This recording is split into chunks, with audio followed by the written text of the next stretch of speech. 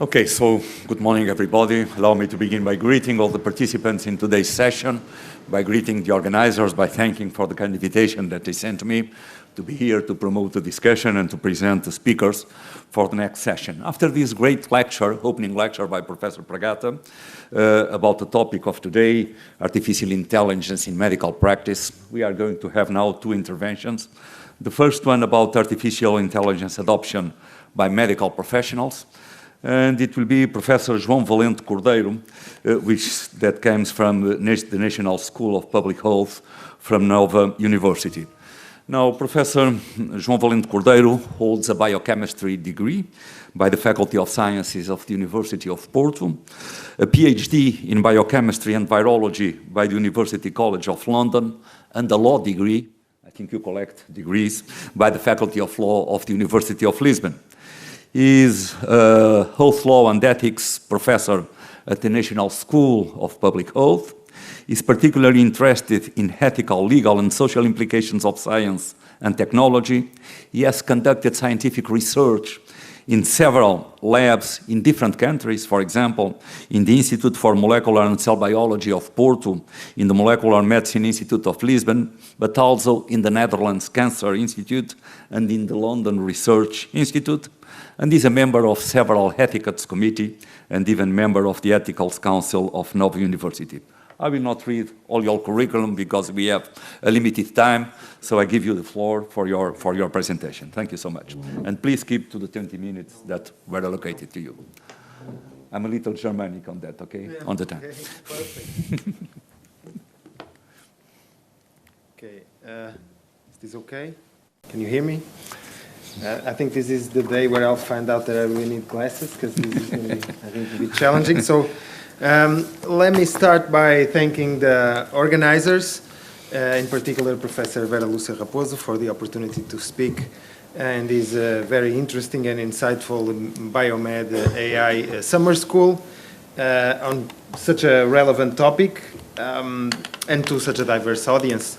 I will, in the next 15 or 20 minutes, talk about the specific issue of AI adoption by healthcare professionals, focusing on their own perspective as reflected on published data, and toward the end try to link these with the broader ethical, legal, and social challenges of AI adoption in healthcare and in public health. So following this insightful introduction by Professor Fragata, I will, I guess, very quickly, in just a few seconds, contextualize what I want to say next. Most of what I was planning to say has already been said and much more eloquently, so I will, there's no need for me to repeat this.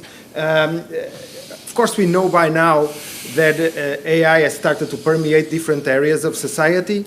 Healthcare is no exception to that. And if we look at published data, we also see an exponential growth in medical studies being published. And this growth encompasses pretty much every medical specialty. Now, one of the, I guess, perhaps the main attraction of this, fueling this revolution, I guess, is the capacity to accumulate large amounts of data, different types of data, be it, of course, molecular data, but also, so healthcare data these days, health data comes in many forms.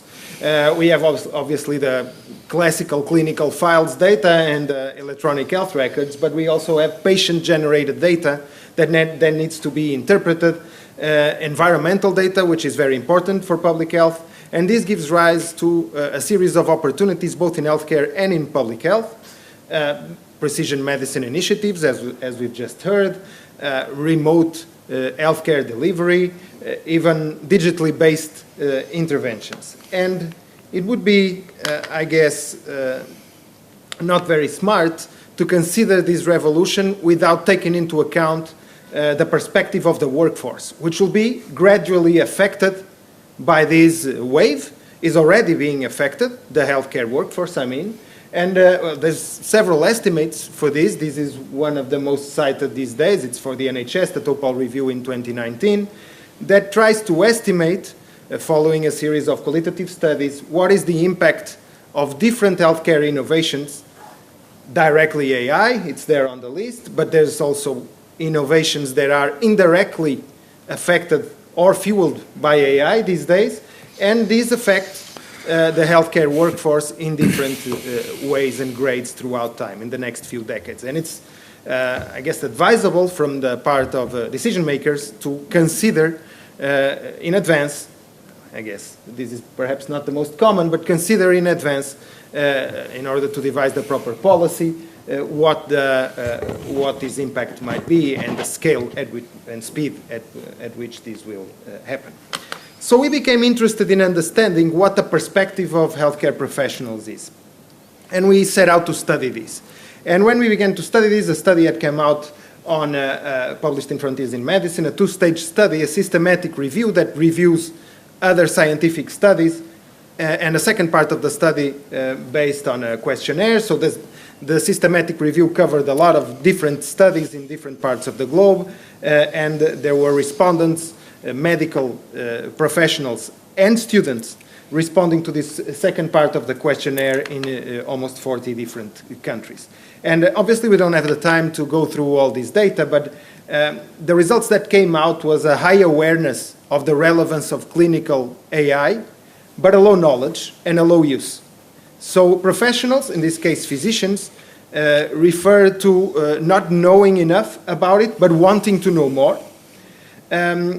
Actually saying that they receive minimal training, but want to receive more training, but carrying an optimistic outlook and covering a series of different perceived benefits, efficiency, accuracy, more efficiency than accuracy. In fact, this was one of the hallmarks of this study, and a consensus that AI should be a cooperative agent and not a competitor. And sometimes we tend to fall into this discussion about the human versus machine and not a collaborative effort. In terms of concerns, they predicted incapacity of machines to act when improvisation is needed, the identification of different barriers to adoption. I'm not going to list them all. The study is indicated there. But one thing we found interesting was that this development in clinical AI started to be a career-defining information. So so students deciding to go into this or that specialty, whether or not AI was being integrated at a faster speed. So radiologists, for example, expressing some resistance to this movement, which was curious.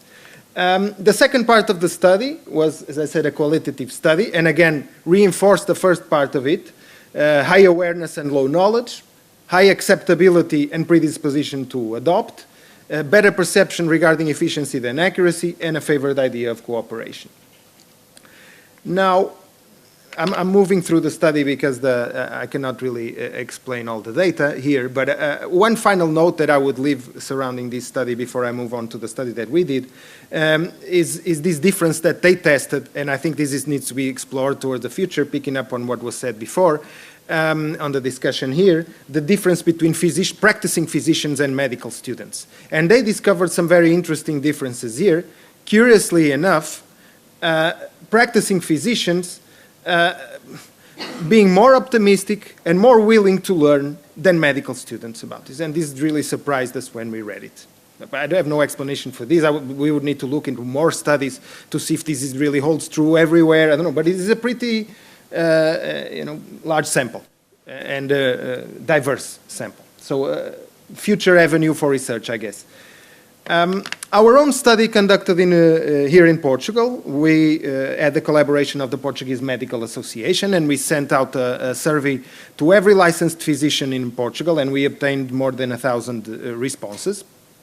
You have some general characteristics of the sample there. Pretty much every medical specialty was represented on the sample. The more represented specialty was general and family medicine, almost 1/4 of the sample.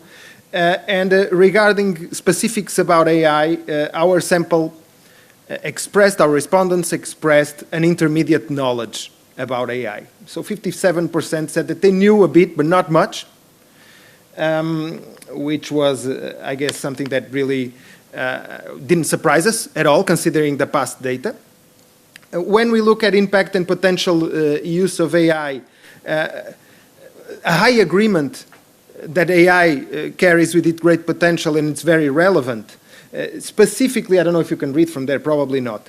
But the less agreement was when we asked them if they agreed that they would become redundant, that they would be replaced by AI, and in these specific statements we obtained low agreement, but we obtained high agreement in favorability, saying that healthcare quality would be increased in general and in their own specialty as well. In terms of specific task delegation to AI, Portuguese physicians seem highly favorable to delegate a lot of different tasks to AI, evaluating basic health parameters, even considering assistance in performing differential diagnosis, but a lot of resistance in collecting medical history. And this was, again, something that we saw, perhaps the more clear result of our survey. So collecting medical, I'll say a bit more about that in the future, and it's directly linked to what was said here before. We have a history, not just a set of parameters, but a history that we need to understand and the perspective of the future, and that's what we believe might be behind this resistance. And also prescribing medical exams. And this seemed to us to be more related with the cost effectiveness of the system and some understanding that we might run into overdiagnosis problems like was mentioned here before. The specific advantages is, that Portuguese physicians expressed are aligned with what we saw in the literature. Higher efficiency, better workflow, freeing up time to care for patients. Some worry that there's a learning curve that will require a lot of time, and this is a barrier to adoption, in fact. But again, resistance in increased accuracy of collecting patient medical history. So not believing that this would be an advantage of AI. Regarding specific disadvantages, the classics: privacy and security, and dehumanization of care.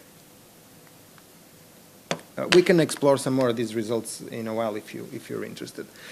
Predisposition. We were a bit, when we ran into the study, we had no preconceived idea, obviously, but we weren't expecting this high predisposition that we observed. So the answers were of course, there might be some bias to the study. The ones that respond to the study might be the ones that are already more into the phenomena and more prone to actually adopt, but both in general and in their own clinical practice, they say that they would use AI, but they would not use AI to collect medical history again. So these were the results of our study. By the way, we observed higher predisposition in older physicians and those working in hospital settings in comparison to those working in other different settings.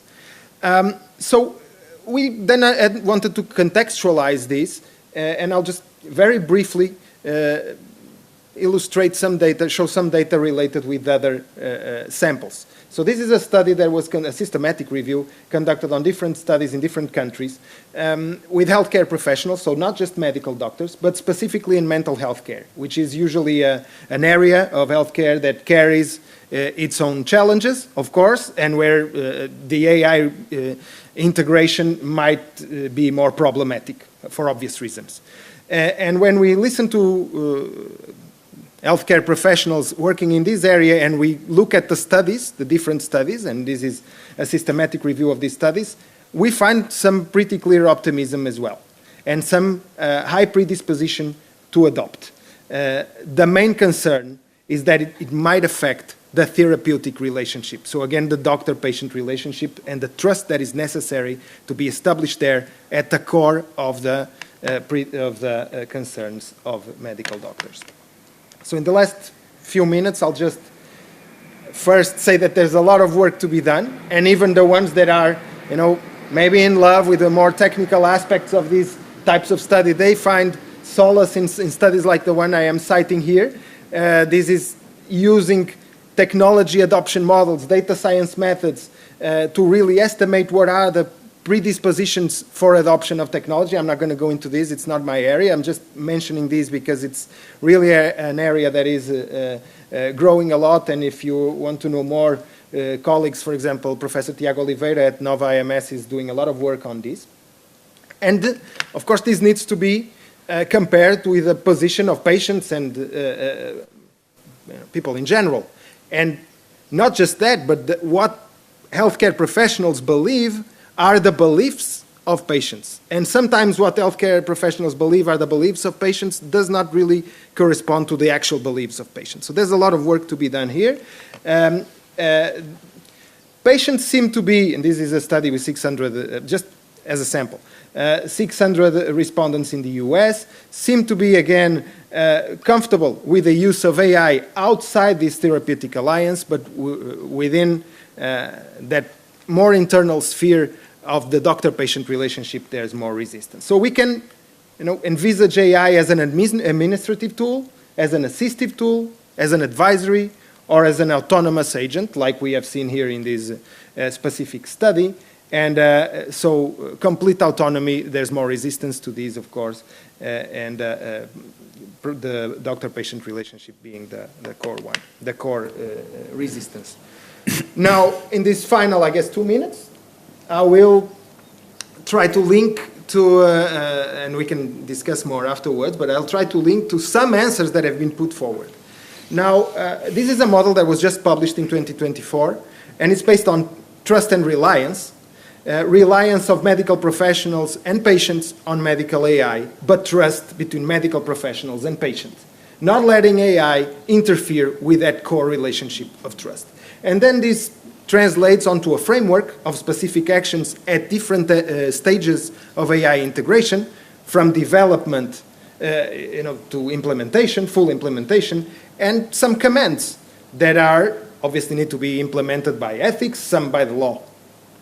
And I'll let the experts talk about it next. But when we now look at the adoption of some of these commands, so now this is not the adoption of AI, this is the adoption of the instruments that try to regulate AI. We see a lot of different instruments. This has just been published this month. We see a lot of different instruments with different terminology, but some very clear barriers to adoption. The terminology is not clear, the documents are dispersed, they are designed for early adoption stages, and they don't seem to take into account the participation of patients themselves.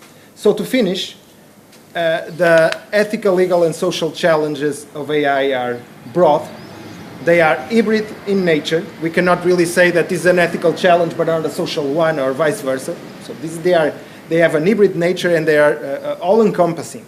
So it's very difficult to actually design a single strategy, a checkbox strategy that we go there, like compliance style, that we go there and say it's okay or it's not okay. We need to consider the full spectrum of the digital health ecosystem, the infrastructure that exists, the governance and the legal system, the political economy of innovation, the social context, etc. And this is the Lancet and Financial Times Commission on looking toward the future, listening to the youth, and trying to understand where the priorities should be. So this is a pretty interesting document in that stage. And I'll finish with 2 quotes. One from American bioethicist George Annas. Says the human anatomy and physiology are the same worldwide, but the organization and delivery of healthcare reflect individual cultures. So we need to take this into consideration as well when you consider a human rights-based framework for AI implementation. And the last 2 quotes are actually a revisit of what Professor Fragata already said. It is more important to know what sort of person has a disease than to know what sort of disease a person has. So thank you very much. I think if we keep our eyes on the ball and what matters, we should be optimistic about the future. Thank you. Thank you, Professor João Cordeiro. So we move on to the next intervention that comes from Professor Vera Lúcia Raposo. She will talk about the legal dilemmas in medical artificial intelligence. Professor Vera Lúcia, as you all know, is Associate Professor of Law and Technology and Vice Dean for Value Creation and Internationalization of the Nova School of Law. She also serves as Supervisor for Postgraduate Studies at the Center for Medical Ethics and Law of the University of Hong Kong, and as a guest lecturer at the School of Law of the National Yang Ming Chiao Tung University in Taiwan. Her connection with the Asia comes from the time where she teaches at the University of Macau. She also taught at my university, in the University of Coimbra in the past, and she also taught in Agostinho Neto University in Angola. Professor Vera Lúcia Raposo is a member of the executive committee of What Next Law Research Center and leads the Future Health research line at this center. She speaks frequently in many events. We have been together in many places. You all know her. So let's listen to Professor Vera Lúcia Raposo, which is a main expert in artificial intelligence. Well, thank you so much. And not only artificial. Thank you so much. You know, let me just disclose, Professor Duarte Nuno was my professor of forensic medicine when I was studying at Coimbra, so I know him for many years. Well, I'm going to talk about something that is very dear to lawyers' heart, medical liability, and how can we avoid it by complying with the medical standard of care. Therefore, how can we avoid that transition from code to the courtroom? And every time I talk, let me see, every time I talk about AI, I always use Dr. House. Well, first of all, drop dead gorgeous, right? So, I mean, obvious. But secondly, I think of Dr. House as kind of an illustration of what an AI doctor will be. Because in terms of accuracy and precision, it was quite good. It could do diagnoses that no one else could. But in terms of doctor-patient relationship, I mean, kind of lack a heart. So I think it very much emulates what that AI doctor will be. And I'm not very good with this one. So I leave you with some of my references. I particularly want to call the attention to my book, Intelligent Medicine, soon to be published by Brill, where I very much address these questions. And I want to start with a very candid disclaimer. Quite frankly, I have no clue of what I'm going to share with you. I mean, I cannot guarantee, especially to doctors, that if you do this and this and that, what I'm going to share with you, that you'll have any kind of liability shield. First of all, because we don't have liability shields in law, as you know. Secondly, because no one really knows. I cannot trust anyone that comes here and tell you, I know everything about how can you avoid medical liability with using AI. We lawyers are kind of lost in this topic. So I want to start with this disclaimer. But starting with the very generals of medical liability that probably you all know. As you know, as medical liability, as any kind of liability, requires four main requirements: unlawfulness, culpability, causation, and harm. Now, in civil law countries as mine, unlawfulness and culpability usually come under the designation of the violation of medical legis artis, whereas in common law countries usually talk about the violation of standard of care. And actually, even in civil law, that's the standard of care, that concept is also gaining traction. So I will use the expression standard of care. Basically, you need a violation of standard of care that causes an harm in the sense that we have causation in the legal world. The question with the standard of care and medical liability within AI is that, in my view, it gets much more demanding, but because there will be more ways in which you can get sued. Starting with the fact that there are new challenges, there are new violations of the standard of care. The mere fact that you need to decide, should I use AI in this scenario or not? This can be a nightmare. Or the fact that some doctors will be using AI without having the required digital skills, the so-called e-proficiency. That can also go very bad. So, yeah, I mean, things can go really, really bad in terms of medical liability. I think this is not working very well. The other issue we have is that there is a preference in the medical standard of care. There is a preference for conducts that are already consolidated. That comes with the very designation standard of care. The standard is what is already settled. So when we talk about what should be the standard of care, every time we try to introduce a new technology, things get a little bit tricky. Not to say that it's impossible. I mean, otherwise we will never have new technologies included in the standard of care. Of course, that every day medicine changes, but the introduction of something new in the standard of care, it takes some time, and it gets particularly risky for doctors. And I believe that doctors are more willing to accept new technologies, but when it comes to lawyers, no, not at all. Because we lawyers, and especially courts, and remember, courts are the ones that are going to decide this kind of stuff, we like the old-fashioned way of doing stuff. Judges are not very keen on accepting new medical procedures, something that disrupts the order of things, the medical standard of care. And that's why we have a problem here. Let me give you an example to illustrate what I'm trying to say. Let's suppose an AI-based clinical decision support system, right?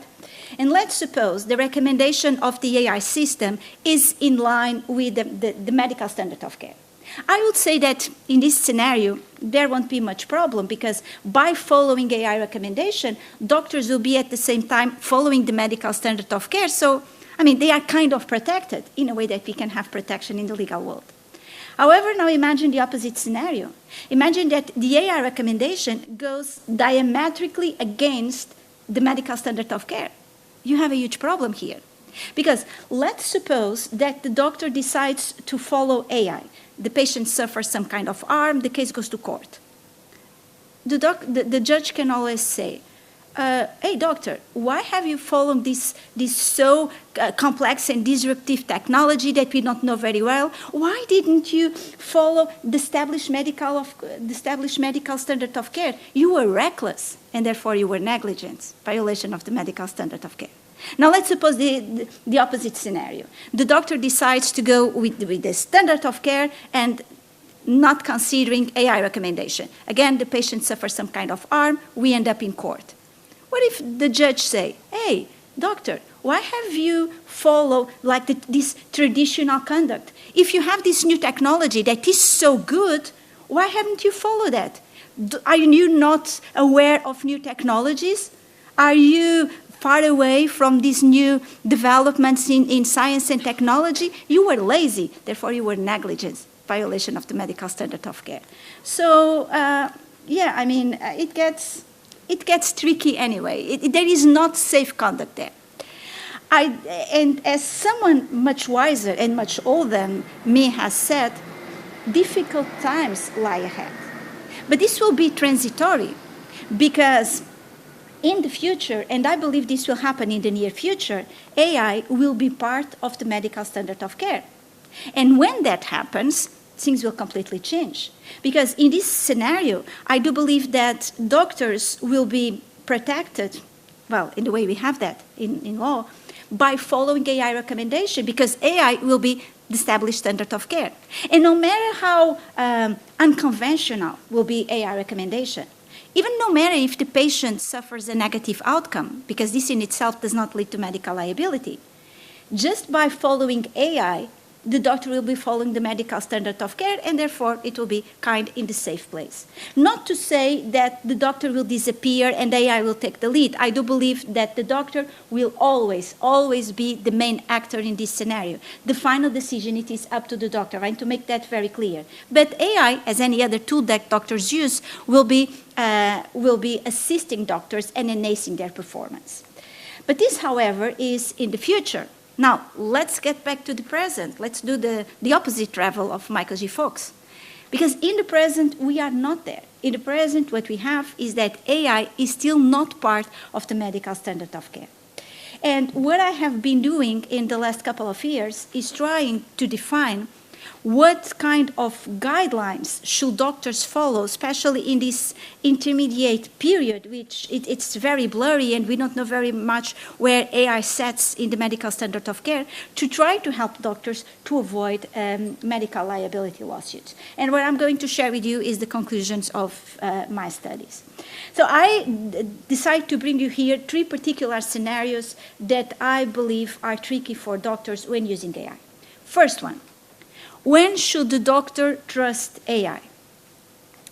I believe that we should require from doctors different levels of evidence, depending on the level of risk involved in the medical act. So for instance, let's suppose we are talking about a low-risk medical act. Let's say the prescription of an aspirin, which is commonly prescribed every single day. Actually, you don't even need the doctor prescription. Patients can take it themselves. So it's considered low risk. I believe that if AI system suggests the prescription of an aspirin, doctors will not be required to collect any additional evidence. They may simply go what AI says, and if the case goes to court, no one will ask doctor, why have you not investigated further on the AI recommendation? Differently, when we come to risky medical interventions, we will need some kind of additional evidence. So let's take the case of off-label prescription. A disclaimer, I wrote that many times. I do believe off-label prescription is part of the medical standard of care. Of course, it depends on the particular situation, but in many cases, it's the best medical act for the patient, totally in compliance with the medical standard of care. Still, you don't have a marketing authorization for that particular drug use. And that, of course, increases the level of risk because you are using a drug for a use that was not previously tested and approved. So I suppose that if an AI system recommends an off-label prescription, the doctor should gather some more evidence, like talk with another colleague, a more experienced one, collect some scientific evidence. But when it comes to really, really risky medical interventions, the ones that we will find counterintuitive, that will be complicated. So again, let's take the case of another off-label prescription that is particularly risky, the prescription of a drug to a pregnant individual. We know that most of the drugs are not approved for pregnant persons, but still, when we are pregnant, we still need drugs. The question is that the level of risk, it really increases. So if an AI system recommends such a risky medical intervention, I would say that the doctor needs to prepare himself a lot, just in case that question goes to court, needs to collect medical evidences, needs to consult scientific guidelines, needs to talk with other doctors, eventually consult the medical board of the hospital, because in that case, simply trusting AI will not be enough. Now, second scenario, how to comply with patients' informed consent, which, as you know, is the cornerstone of doctor-patient relationship nowadays. The first question, when, or not when, if the doctor is using AI, should that be shared with the patient? Should the doctor tell the patient, I'm going to use AI? Well, I align with Professor Glenn Cohen, that has written a lot about that, by saying that prima facie, the rule should be that the doctor is not obliged to tell the patient that he is using AI. That will be the general basic rule. However, I do believe that there are many exceptions. And as it happens many times, sometimes the exceptions get more important and more frequent than the basic rule, and I think this probably is one of those cases. So the exceptions will be, if the patient asks, you see, of course, Dr. House thinks that everyone can lie. I don't believe so. And of course, as doctors, you can lie to your patient. So if the patient asks you, doctor, are you using AI? The doctor should answer and should answer with honesty. Look, it's a little bit like sharing your medical education. I don't believe the doctor needs to tell the patient, I graduated from this medical school. It's not relevant. But if the patient asks, he should answer and answer with honesty. Second exception, when AI is particularly opaque, I'm going to dive into that in a moment. When AI plays a disproportionate role in the medical act, as you know, we don't have nowadays fully substitutive AI, not in medical care and not in many domains. I do believe it will never happen. I do think it's good it will never happen, but still, in some particular scenarios, AI plays a decisive role. Let's take the case of the Da Vinci robot. And when that happens, I think this should be communicated to the patient. And last, when AI is used to reduce costs and not because of the patient well-being. I think now it looks a little bit far-fetched because AI is still very new and therefore it's quite an expensive technology. But eventually there might be cases, especially in the near future, when AI is used not because it's the best thing for the patient, but because it's still cheaper than using any other technology or cheaper than using humans. So in all these situations, the doctor should communicate to the patient that he is using AI, and of course, the patient is entitled to say no and to refuse the patient's consent. Now, I talk about obscurity, and Professor Fragato already mentioned that in presentation. As you know, you have the white box, the gray box, and the infamous black box. Now, the black box poses a question because we know the input, the data provided to AI. We know the output, the AI decision. We have no clue of what happens in between, how AI grabs the data and provides the result. And when I say we, I say, of course, we patients, lay persons, even doctors don't know, the authorities approving AI systems don't know, not even the AI developers know. Now, this raises many questions in healthcare. For the sake of time, I will only focus on that. Informed consent. how can the doctor provide information to the patient with black box AI? And I quite frankly think that this is a false problem, because the doctor does not need to explain to the patient how AI reasons. Another question is if doctors need to understand the reasoning of AI. This is another question. But to explain to the patient, I don't see the added value. Just like doctors don't explain to patients how molecules work in their body or how an X-ray machine works. This is not relevant.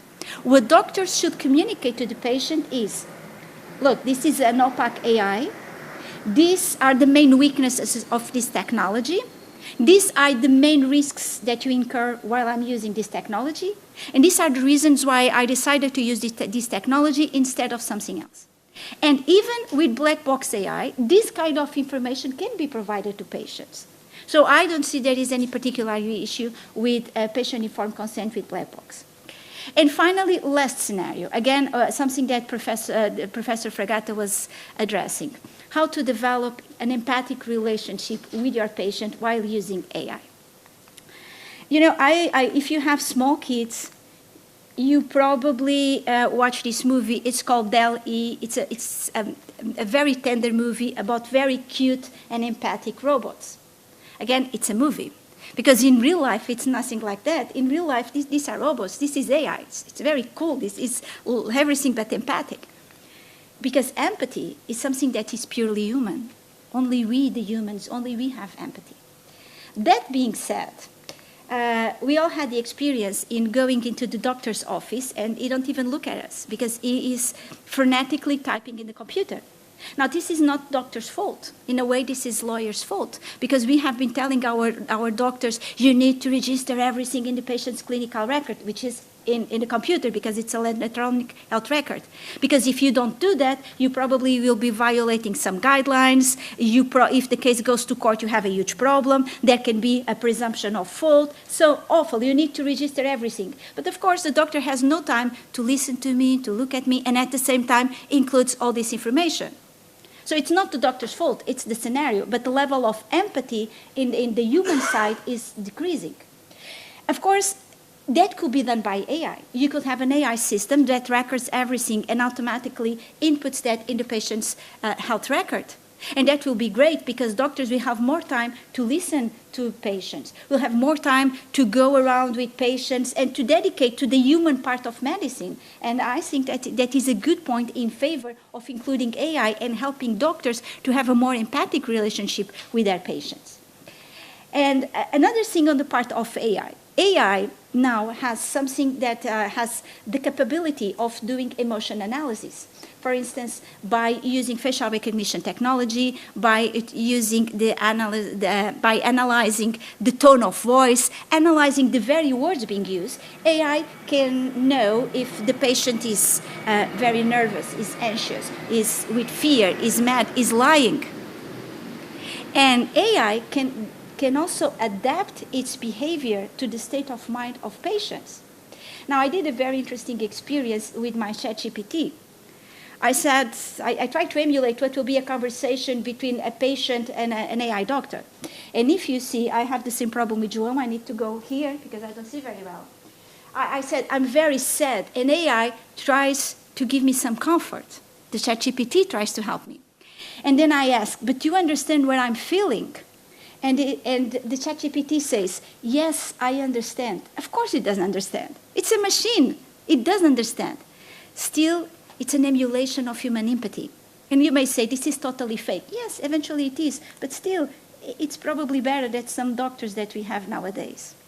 Now, I will finish just to tell you. This image has a couple of years. And we know that because George Clooney still had the dark hair.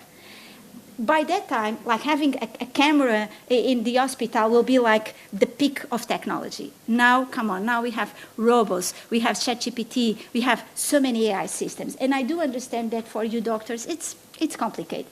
But do not panic, because we lawyers are here and we are here to help you. Thank you so much.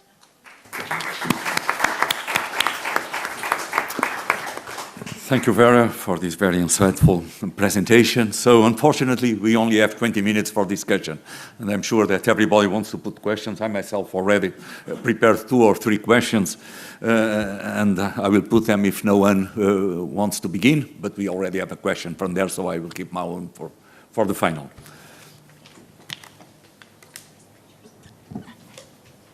Hello. Sorry, this is really loud.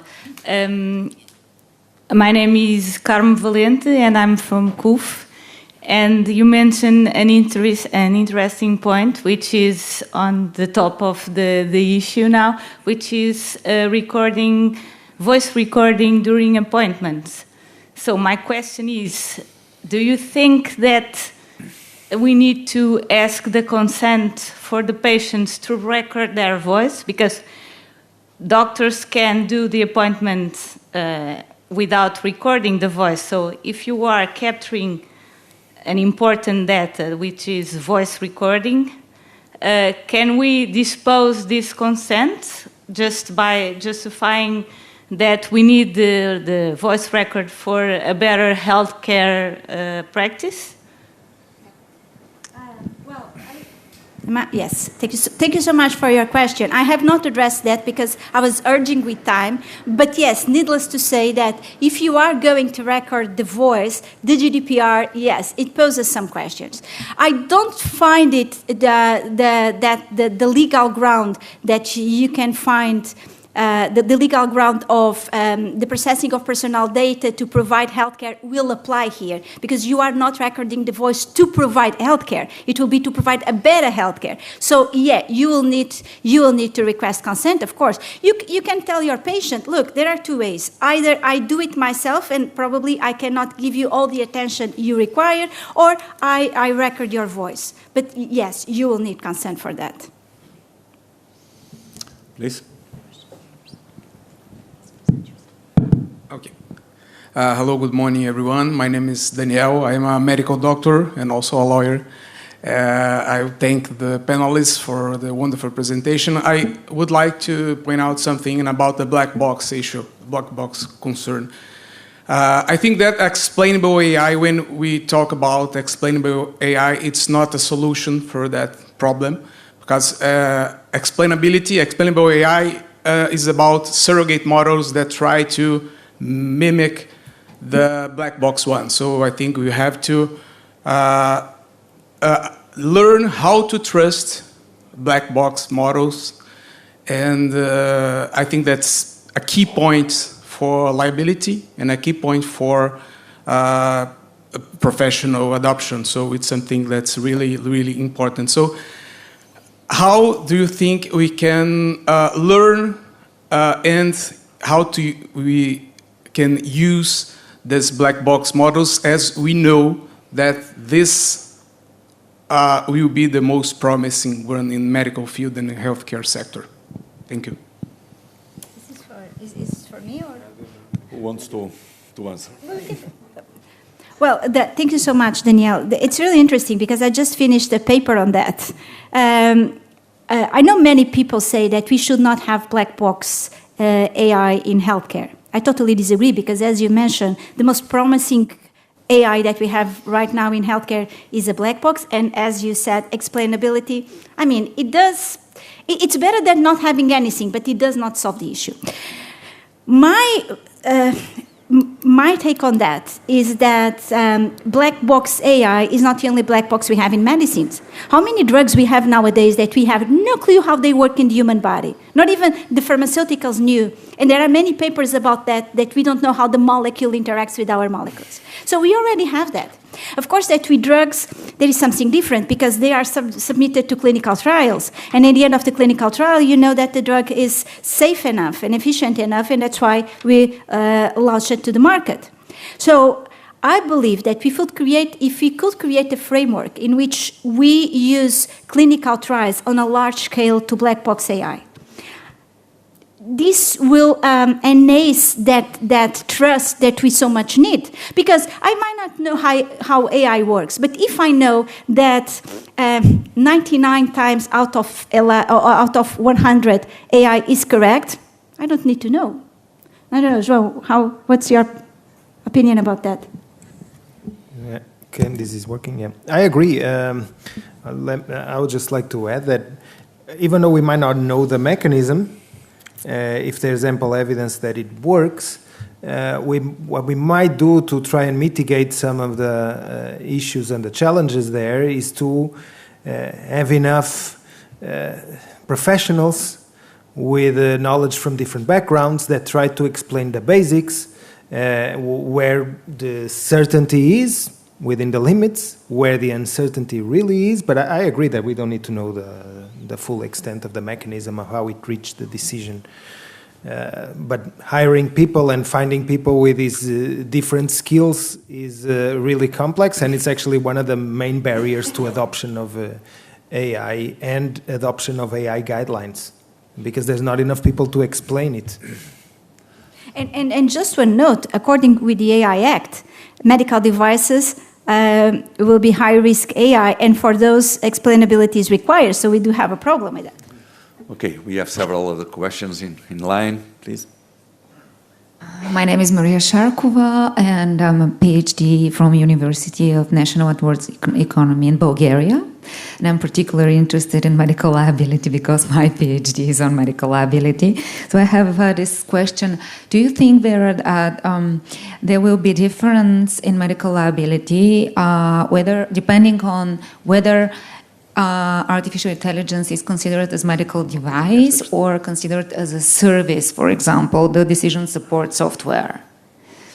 Thank you. Can I add something to this question? Because you talk about artificial intelligence and the liability in these cases. If we begin to use artificial intelligence algorithms, and even if we have the consent from the patient, who will be liable? Because artificial intelligence algorithms will make mistakes in the beginning. They will learn from the mistakes, but they will make mistakes. Who will be liable in this situation? And is there will be liability, vicarious liability by the, let's say, the hospital or someone else? Well, let's consider the legal framework we are preparing in Europe. We have two directives on that. Well, we are preparing two directives. One, it's not from scratch. It's the directive on defective products, and this is a strict liability regime, and it says that the manufacturer will be held liable. And in that case, liability, especially if AI is considered as a tool, liability will fall on the manufacturer, and that will be a strict liability, so very demanding. But then we are preparing the other one that no one knows very well how it will operate, even because if you know it, the directive is very limited, which is the AI liability directive. And that one is particularly tricky because even the doctor can be held liable, and even though it's not strict liability, there are presumptions of fault and presumptions of causation. So it's going to be a very demanding regime. What I envision is that usually the one to be held liable, well, it depends. As the doctor did a poor use of AI, as the doctor made any mistake while using AI, so that will be a case of medical liability. Or has the hospital purchased an AI system that is well below the benchmark of what will be an AI system operating on that field? That will be liability of the hospital. Or the hospital has not provided doctors with adequate training to use AI, liability of the hospital.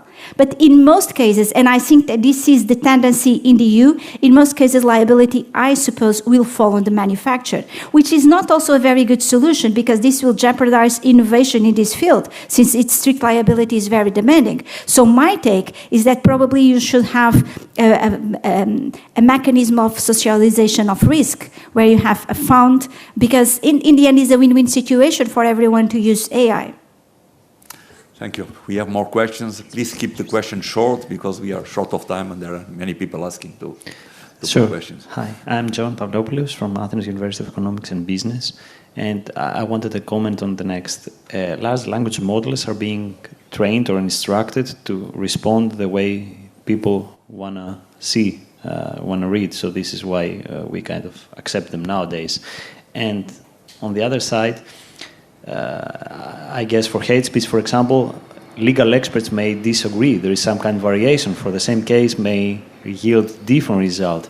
So in healthcare, if there is such a variation, how do we expect this to affect the training of models, the adaptation?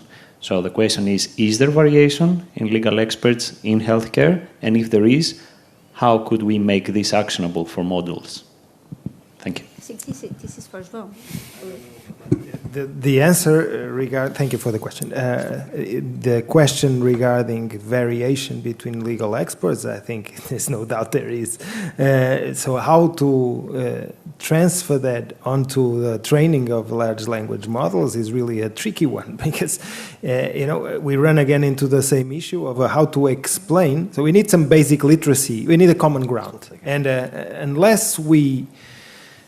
Now I'm preaching, and I don't want to preach a lot. It's a thought. I don't know. So the main answer is I don't know. But I guess if we don't invest in really introducing the basic skills onto the curriculum and forming the next generation of decision makers, we're going to run into a serious problem because now we're starting to impose duties and rules that are very difficult to be met. So I don't have an answer for that, but we really need to have some common basic literacy skills, both on the legal side and on the technical side, to have and forums where we can meet and discuss. I know this is the round answer and it doesn't add much, but we really need to go past that initial hurdle before we go into the specifics, I think. But I don't know. I don't have a more informed answer than this. I'm sorry. Professor Fragata, please. You have the microphone. Sorry, thank you. Sort of a few comments on when Vera was talking about black boxes. Do you want a bigger black box than the human brain? Do you know how human brains work? Do you know what's going through my head now, or your head, or the physician in front of you? Is that explainable? Is that explainable? Let's go back and see how we used to make diagnoses. Well, when I started, we made diagnoses on the grounds of the knowledge we got from books and university, with a bit of experience that would be variable, and then you would do mistakes because of lack of information, of misunderstanding. Now, in the turning of the century, there was the dictatorship of guidelines, medical guidelines, and we all know that. Well, I would like to prescribe aspirin to you, but in the guideline, in fact, my gut feeling says aspirin, but the guideline says paracetamol. So I'm giving you paracetamol. It might be wrong. It's the standard of care because it's in guideline. Now, why are we afraid of artificial intelligence? I think we can summarize this in a balance of autonomy. There is nothing wrong with artificial intelligence if it helps you to produce good evidence-based medicine. That's no problem. It's just a tool. Now, but if you give artificial intelligence autonomy, then you're losing your own autonomy. So I think it can be melted down in a balance of autonomies. And I honestly think it will be dangerous to give artificial intelligence autonomy. This is, of course, not a question. You may be very welcome to comment if you want. Thank you, Professor Fragata. About this comment, I will put another question. We can establish limits for the autonomy of medical physicians, of medical professionals. How can we establish limits for the autonomy of artificial intelligence? Is it possible? Well, I think in technical terms, the sky is the limit because technology is evolving so much. So it comes again to ethical guidelines, professional guidelines, and of course the law, always the lawyers, to establish what should be the autonomy of AI systems in healthcare delivery. But as I said, I believe the doctor, the human doctor, should always have the last word. AI is a tool, a very valuable one. I think you can understand that I'm a huge advocate of AI, a very valuable one, but always a tool. It's not supposed to substitute doctors. But as I always say, and the sentence is not mine, doctors will not be substituted by AI, but doctors that do not use AI, those will be very easily substituted. Of course. There was some news the other day. There is a chat GPT in Russia at the moment. And when you ask them about the Ukraine war or about Vladimir Putin, the chat GPT doesn't give the same answer in Russia or the Occident. It depends on the way you program it. So it's a problem of autonomy and freedom, you know. So I'm a bit concerned that when you see the way the common lawyers treat medical legal cases in court, when it gets to AI, it will be further more complicated. I really fear that. But Professor Fragata, we are autonomous. It's not you, because you are specialists. No, but we are autonomous. And if you ask a human something in Russia, that human will answer something different than you answer something here, right? Okay. I have no further questions from the floor, but I profit we still have 3 minutes, so I will put a question to each one of you. With the growing use of digitalized medical data by artificial intelligence, how can we preserve the privacy and the security of personal clinical data? Is it possible? Well, I have to tell you that my concern with AI and health data is not so much that to protect the privacy, because, well, medical research, in a sense, it can always be seen as a threat to privacy. My concern is how to develop good AI systems with enough health data in light of the legal framework that we have nowadays in the EU. Because only with the GDPR, this is a complete nightmare. The European health data space allegedly comes to provide some comfort because it will allow a more easily use, reuse, and sharing of health data. Now, it's quite complicated. We are going to have with Richard Rack a presentation on the European health data space, and I'm looking for listening to him, because the idea is that we will facilitate the training of good AI systems in healthcare with health data, but I'm not very sure if that will be the outcome. The question of privacy, even without AI, every time you use patients' data to do clinical trial or so, it's always, in a sense, a threat to privacy. It depends. It depends, of course. It depends, of course. But then again, you can anonymize data. You have, yesterday someone was talking about these very good techniques of encryptation. This is a little bit too technical for me because I'm just a lawyer. But I think we are finding the ways to protect the data. I don't think we are finding a way to provide AI systems with the quantity and multiplicity of health data that we need to have good AI systems. Okay, and finally to you, and profiting from one of the observations of Professor Fragata about the preservation of the dynamics of the relation patient-doctor. Since you are a professor of ethics, how can we preserve this relation of medical doctor-patient, the empathy, the communication? I always teach to my students, I'm a medical doctor, no one is perfect, so I'm not from law, but I always teach to my students that the first therapeutical act is to give the hand to the patient. That's always the first approach. So how can we preserve this kind of empathy with artificial intelligence? Thank you for the question. It's hard because sometimes it feels like the context is not helping. But I think the first step would be to actually realize that this is where the really important stuff lies. So this is the main priority. If we recognize that, this would be a great start. And sometimes we get lost in this love for technology and all this progress, and we forget that this is the core of what we need to preserve, and all the rest needs to be instrumental to realize that. There's different metrics of healthcare quality. There's these healthcare quality gurus that have been published for a long time, and love is at the center of every paper. So there's no better evidence that this is the important stuff. Now, the how.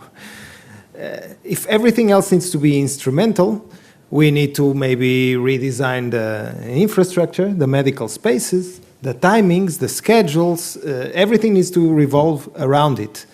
Linking back to what was just said, I think we also need to realize that the world is a diverse place. And when we're training algorithms, maybe we should take care about some biases that we're introducing to the data that reflect maybe a Western view of the world that is trained with data that comes from one part of the world and not another. A very interesting study that was published a few years ago, AI Moral Machine, was published in Nature, I believe, that the paradigm was self-driven vehicles.